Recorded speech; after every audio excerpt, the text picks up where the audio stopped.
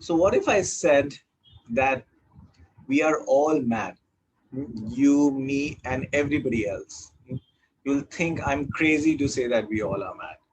But really look at what is a mad person. A mad person is someone who just speaks his mind out, who has no self-control, no self-regulation, illogical, whatever that person says, and simply just he's speaking. And we think that this guy is mad, and then we put this person in a mental asylum. But if you really look at your own mind, if we look at our own mind, what's happening in this mind of ours? Constantly thoughts are coming. They say you get 80,000 thoughts in your day, and majority of these thoughts are not even productive thoughts. They are not even meaningful thoughts, and they're totally illogical. You have no idea what thought, what voice will come in your head and do what, and make you also do what. In fact, so if you were to put an amplifier in our mind and all these thoughts that are playing in our mind, and we were to amplify it, we will really realize how crazy and how mad we are. It's the only difference between a so-called sane person and a mad person is that the mad person is honest enough to voice his thoughts and we put him in the asylum, and a sane person has the self-control to regulate and not voice his thoughts. But if you look inside the mind, it's crazy. And amongst all the voices that we have in our mind, the one which is the most dangerous voice, and that's what this video is about, and that's what I wanted to address, is the voice of self-condemnation. Now, what do I mean by self-condemnation? Which means we are critical of ourselves. We don't find ourselves worthy enough. And it is the voice which says, you're a good for nothing, you're worthless, you're a failure, your life does not add up to anything, nobody likes you. All this voice, let's say this one voice of self-condemnation, which has various expressions. And when this tape plays in our head, it is really, really dangerous, and it's really, really harmful.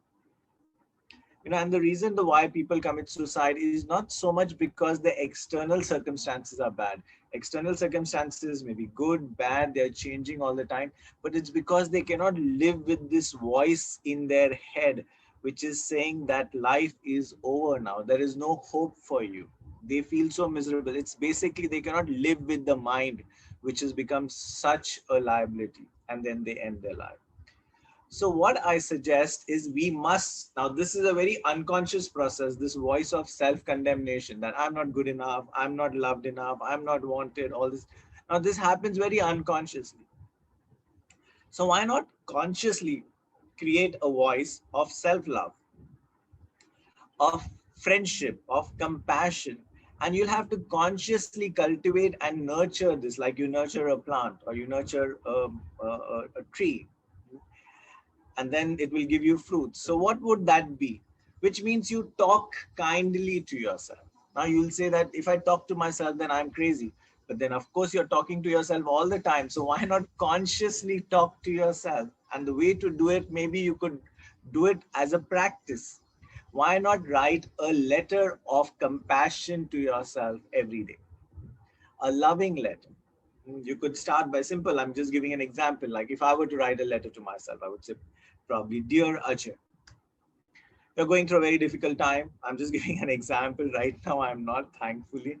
Uh, and you've had a very difficult, challenging life, and you have survived so far, and you made it. So congratulations. And just give yourself a break. You don't always have to achieve, and you'll have to prove yourself to somebody and prove your worth to somebody. I know you have good intentions and you want to help people. You're sincere, you're kind-hearted, you're sensitive. So I know who you are. So be kind to yourself and acknowledge the goodness that is there in you. I'm just giving an example. So you can write such a letter to yourself.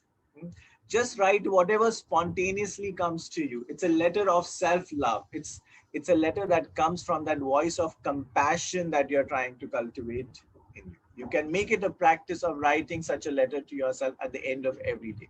And it does not mean you're being lax with yourself. It does not mean that you're indulging yourself. It's just saying that you're compassionate to yourself and your situation.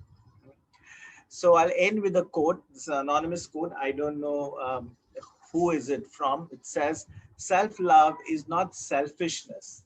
It's only when we know how to love ourselves can we extend that love to somebody else. Namaste. Thank you.